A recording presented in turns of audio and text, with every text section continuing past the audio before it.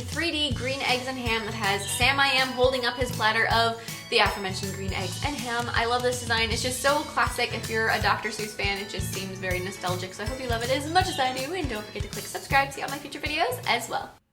I'm going to begin with an overlay of off-white acrylic. I decided not to go for like a nude, but almost more like a, I don't know, an aged white color.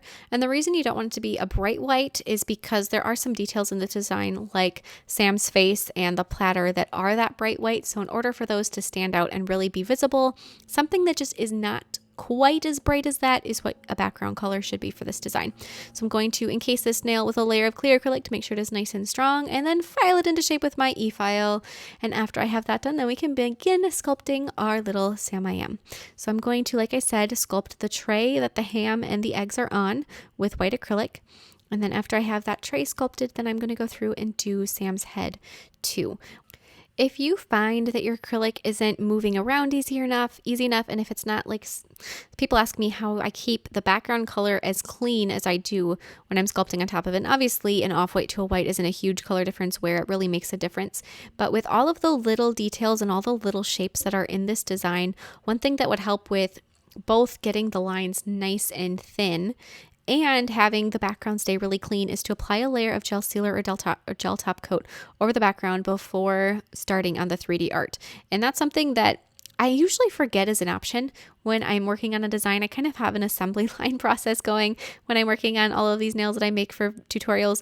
And so I usually forget about that as an option, because it does work to do it other ways. But especially for something like this design where there's just so many little pieces, it would definitely have been a benefit to do that first. There's a little bit of chasing that you have to do because the acrylic will spread out a bit more, and then you have to sort of pull it back in. But to an extent, you have to do that no matter what, as you just saw me tuck in the sides of that arm that I'm working on with yellow.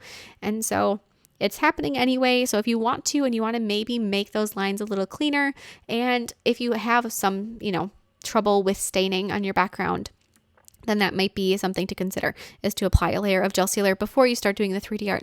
The other reason that you might have that staining, and this is a question I get all the time, so I'm just going to cover it, and hopefully if you're somebody that has asked me or is curious, you can get something from this, is that whatever you're filing the nail with is too coarse. So as you can see, red is notorious for staining, but it's easy to clean up fairly well.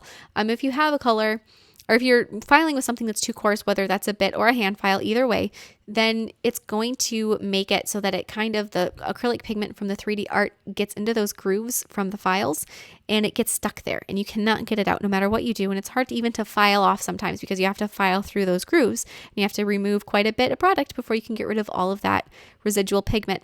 So to fix that, you can either buff the nail, or I always use a medium grit file or a fine grit finishing bit on my designs. Or the other thing you can do is you can take a little lint-free nail wipe and you can saturate that with some acetone, and you can wipe over your nails with acetone. One quick swipe, don't dawdle, don't leave it on there because it'll start breaking down your product. But doing one quick swipe over the top of it will really melt down that surface and give you a very nice, almost matte velvety, kind of like velvet matte top coat sort of a feel to it, and that's really nice to work on top of too.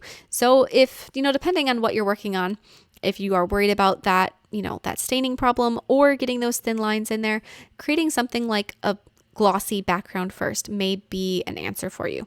So now after I've got everything sculpted, I've got my green egg and my green ham, I'm going to do all the outlines.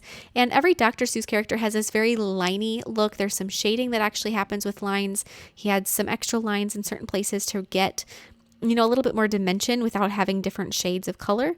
It's such a cool look, and it's something that I've always loved. Like I said, a design like this is very nostalgic for me.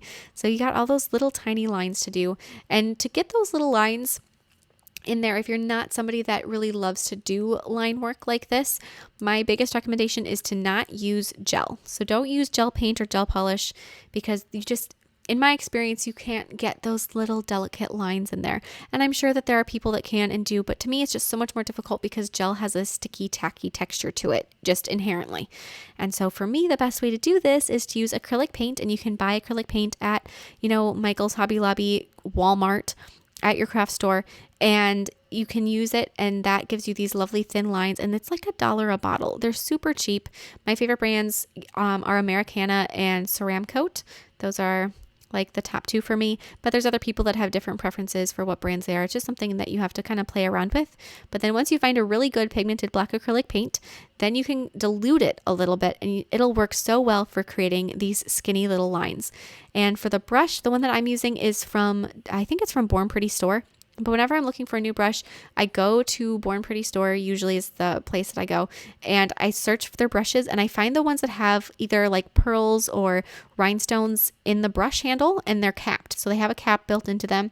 And then I buy the smallest one they have. So that's my little tips for that too. So I'm going to apply a layer of gel sealer over the background and I'm going to cure it.